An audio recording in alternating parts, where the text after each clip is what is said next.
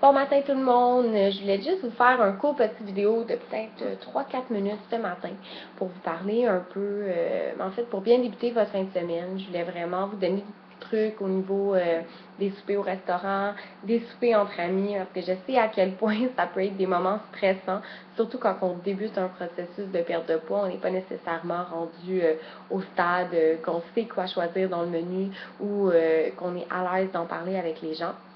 Donc, je voulais simplement vous donner quelques petits trucs pour les soupers entre amis et les soupers au restaurant pour que vous puissiez les mettre en pratique en fin de semaine. Et peut-être arriver le lundi et être fier de vous et être fier de votre fin de semaine. Donc, pour ce qui est des soupers entre amis, je sais que ça peut être tellement stressant de se dire, oh, on va se faire une grosse fondue ou une grosse raclette, ou on va manger de la pizza avec des ailes de poulet, je sais pas, ou juste des gros soupers avec des desserts, des gros desserts, tu sais, la bonne bouffe, comme on dit. Donc, qu'est-ce que je fais, moi, quand je soupe avec mes amis? Qu'est-ce que je fais depuis le début de mon processus? Premièrement, parlez-en à vos amis que vous êtes en processus de perte de poids. Personne ne va vous juger. La seule réaction que vous pouvez susciter chez quelqu'un, c'est peut-être de la jalousie. Mais de la méchanceté, puis de ne pas comprendre que quelqu'un avec un surplus de poids entreprend un processus de perte de poids quand c'est vos amis. Peut-être qu'il faudrait changer d'avis. Mais qu'est-ce que je vous conseillerais, ce serait vraiment d'en parler avec vos amis. De écoutez, ça fait 2 semaines, une semaine que j'ai commencé mon processus de perte de poids, ça va super bien. Est-ce que ce serait possible qu'on aille une portion du repas qui soit plus santé? Ou même, vous pouvez apporter vos légumes, votre salade pour rajouter au repas. Moi, ce que je faisais, on se disait, ah, ok, on se fait des pâtes pour tout le monde, parfait. J'apportais mes brocolis, mes choux-fleurs, j'y faisais cuire à vapeur, je me mettais un peu de pâte, une tasse de pâte avec de la sauce, avec tous mes brocolis, choux-fleurs par-dessus. J'ai mangé la même chose que tout le monde, mais différemment. Personne me jugeait, là. C'est vraiment, pour moi, c'était plus facile de faire ça que d'arriver, de me sentir mal, que je vais manger, que j'ai envie de manger quelque chose de différent ou de m'obliger à manger ce que les gens mangent et après de me sentir mal parce que j'ai l'impression que j'ai pas respecté les engagements que j'avais pris envers moi-même au début de la semaine ou pendant mon processus.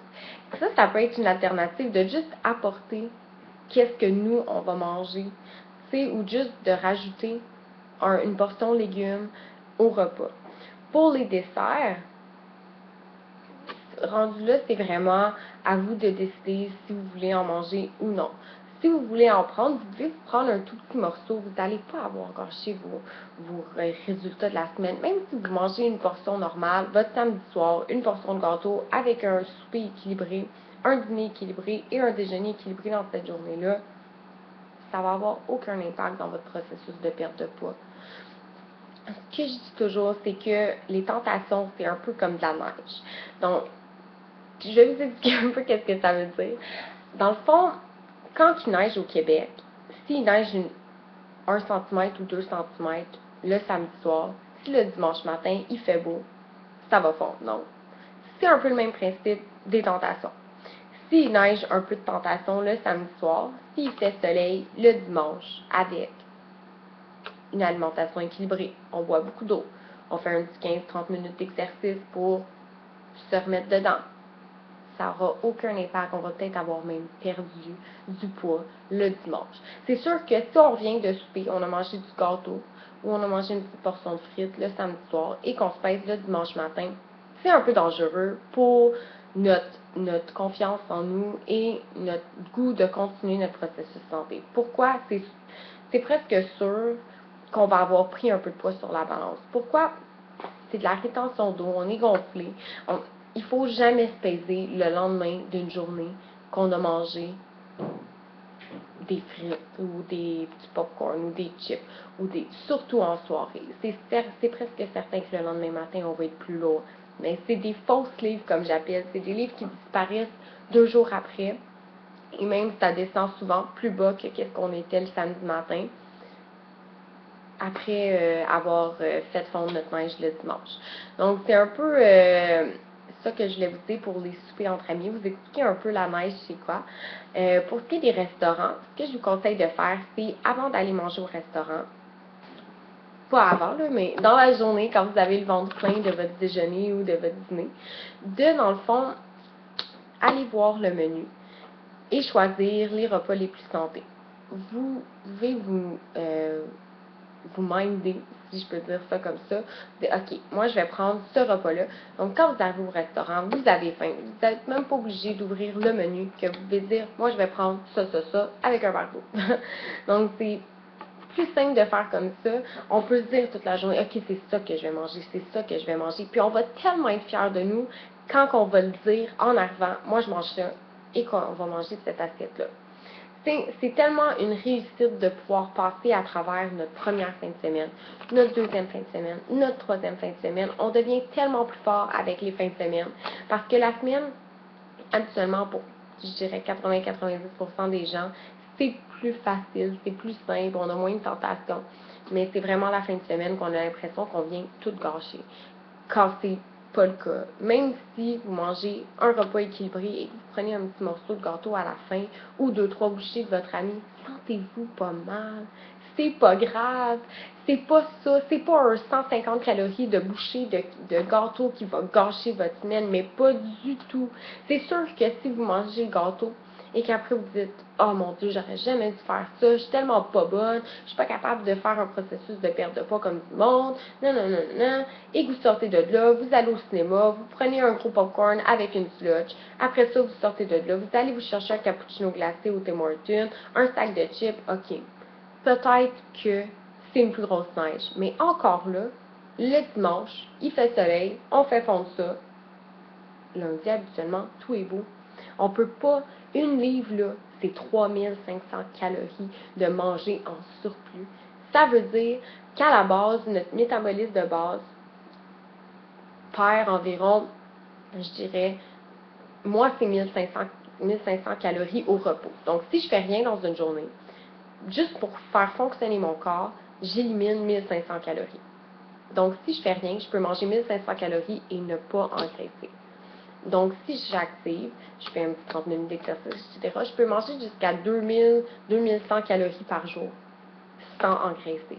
Donc là, pour prendre une livre, quelqu'un qui peut manger 2000 calories doit manger 5500 calories dans sa journée pour pouvoir prendre une livre cette journée-là. On voit que c'est un peu irréaliste. Pourquoi? Si on a mangé des repas équilibrés au déjeuner et au dîner, avec nos petites collations, on est peut-être rendu à quoi? 1000 calories. Après ça, on arrive pour souper, pour manger 4500 calories, là. Ça équivaut à presque 5 trios Big Mac. Ça équivaut à une poutine, 3 trios Big Mac avec un gros sac de bonbons. C'est énorme. On mange pas ça dans une soirée, là. C'est très, à part si on va dans un mariage 7 services et qu'on mange des hors d'œuvre avec 3-4 desserts, ok, peut-être qu'on va avoir bossé nos calories, mais si le lendemain, il fait soleil, et le lundi, il fait soleil, on fait fondre tout ça. Mais un petit morceau de gâteau au souper ou 3-4 bouchées du gâteau à notre copain, c'est pas ça qui va gâcher notre processus de perte de poids et je veux que vous enlevez ça de la tête. Ça fait en sorte que beaucoup de gens arrêtent après la première, pas la première défaite, mais la première fois qu'ils ont l'impression d'échouer. Les gens arrêtent, mais c'est pas un échec. Justement, il faut le voir comme une réussite. Habituellement, quel repas est-ce que vous auriez pris au restaurant? Le hamburger avec les frites, avec un gâteau, avec un 7-Up. Maintenant que vous avez pris un verre d'eau et que vous avez pris une poitrine de poulet avec une salade et un morceau de gâteau, vous avez déjà avancé, vous avez déjà fait du progrès.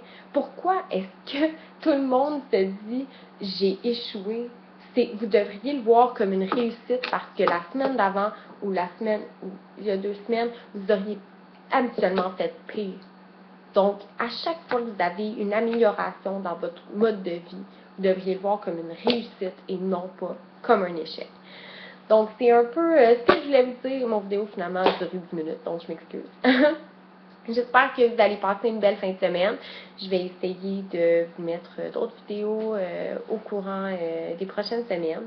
Mais je tenais vraiment à vous parler pour la fin de semaine, car je sais que c'est tellement difficile de passer à travers les premières fins de semaine.